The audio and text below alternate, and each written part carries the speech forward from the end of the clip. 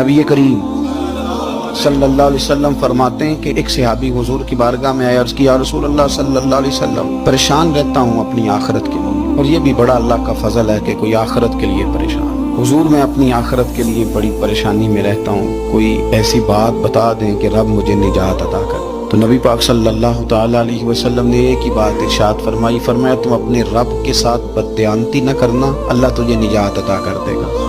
अर्ज़ की, या रसूल अल्लाह सल्लल्लाहु अलैहि वसल्लम, अल्लाह के साथ बददयानती और खयानत क्या है? लोगों के साथ तो मामला समझ में आता है कि किसी ने कोई रकम रखवाई, कोई ड्यूटी दी, कोई जिम्मा लगाया, पूरा न किया तो बददयानती हो।